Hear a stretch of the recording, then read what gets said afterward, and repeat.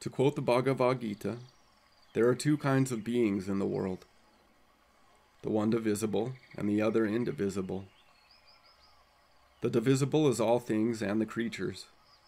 The indivisible is called Kutastha, or he who standeth on high unaffected. But there is another spirit designated as the Supreme Spirit, Paramatma, which permeates and sustains the three worlds. In considering these statements, our immediate tendency is to make a separateness, a division, in our minds. But to understand nature at all, to understand ourselves at all, we may not make any such division. Both the divisible and the indivisible, and the Supreme Spirit, exist within each and every being.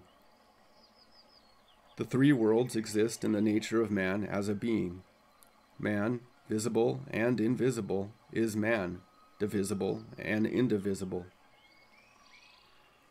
There are different classes of visible beings, as well as different classes of invisible beings. But whatever we may know of those different classes must come from a perception within ourselves.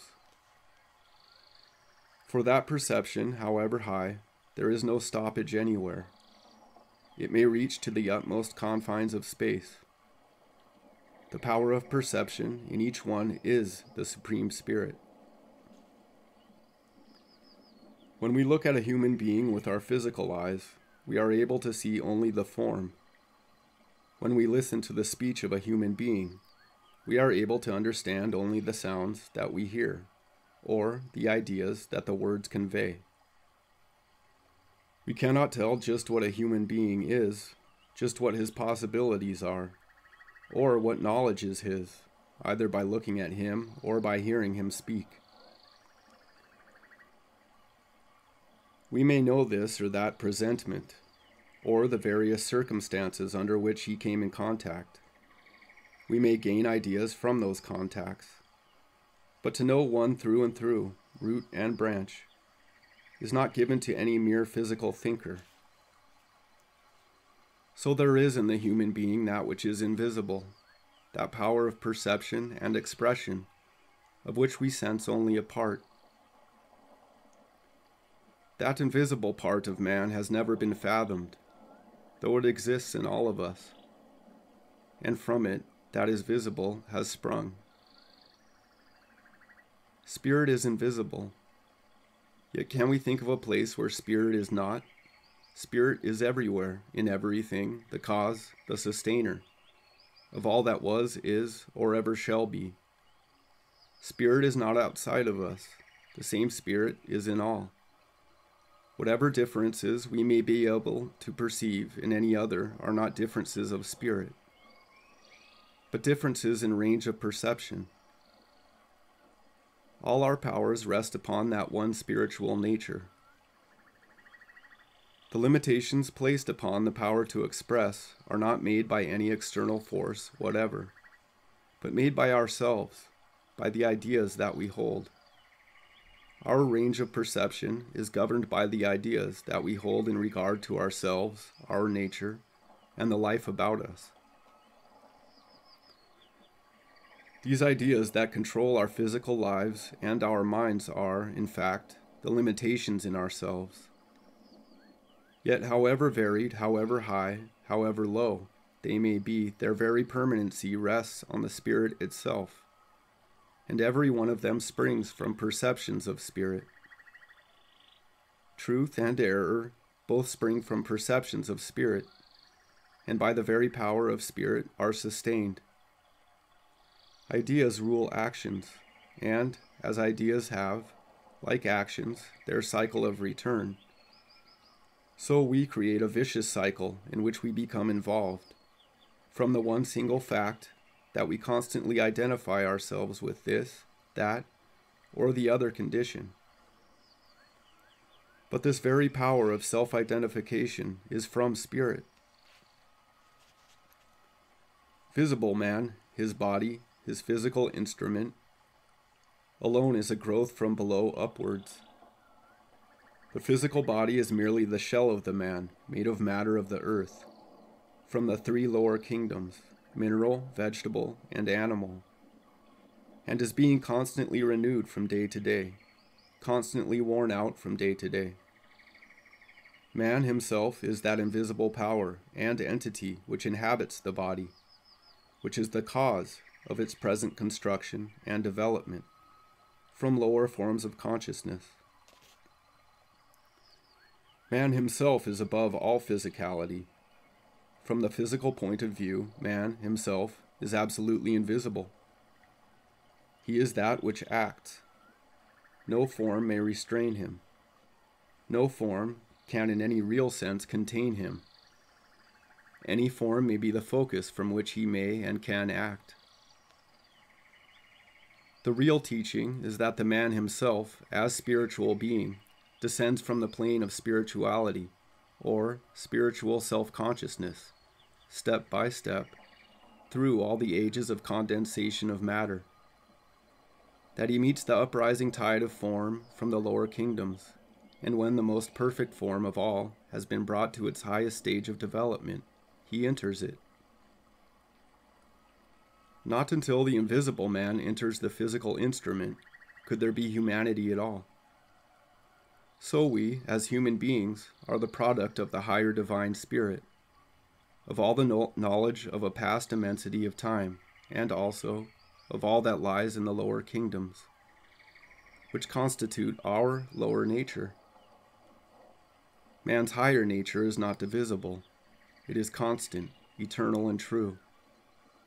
The lower nature is impermanent and changing, but the invisible man within is the one who makes the changes, who forces on the changes, and who gathers experience and knowledge through them.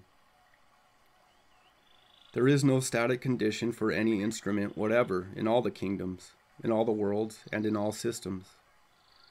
Never ceasing motion, the power to move on, is greater and greater ranges of perception, is the birthright of every human being. We are like the one who went out from his father's house and dwelt among the swine and fed upon husks. The time must come for us to say, like the prodigal son, I will arise and return to my father. I will arise and resume my own real place in nature. Using all the instruments that I have, I will work to the end that all beings may share in all knowledge, that they may progress in a consecutive range of steps, ever on and upward, without the breaks and obstacles that a false conception of our nature brings about. Such is the whole object of the ancient wisdom religion, that man may resume his own birthright. No being or beings of any grade can confer upon man the knowledge that he alone can get. That knowledge is all in reserve in the invisible part of his nature, the result of every experience of all his immense past. It is right with him, although he has made his physical instrument of such a nature that it will not register what he, as the real being, the invisible man, knows. Man, the invisible being, eternally is. For him there is never for an instant cessation of constant consciousness. The curtain rings down on one scene to immediately rise on another. When the body is at rest, the man is still acting and thinking, in another way, in a finer form, on planes not so restricted as is the physical plane. There he has freedom. There he sees and feels and hears and speaks and acts, as he does on the physical plane. but he can be here, there, or elsewhere, wherever his thought brings him, wherever his desire is. He can move freely and unhampered by gross physical material. The power of perception of all kinds of substance and of all kinds of beings is the power of every one of us. But that power to see lies behind the physical eye. It belongs to the eye within, the eye of the soul. How shall we recognize that power? By acting from the basis of our eternal, divine nature, by assuming our own identity, by ceasing to place dependence on any philosophy, on any science or religion, or any statement whatever, by depending on the reality of the inner, true, spiritual man, by clarifying our mental conceptions, by thinking right thoughts and by acting in accordance with them. In that way, every channel in the body becomes open to what goes on when, as spiritual beings, we leave the physical instrument at night and are active on the inner spiritual planes of being. Each and every human being must open up those channels on his higher nature for himself. He must know for himself, and the only place where he may know is within himself. Each one, in reality, stands at the center of the universe, and all the rest are pictures and sounds and experiences in which he may see the play of spirit. How may we obtain a resumption of divinity?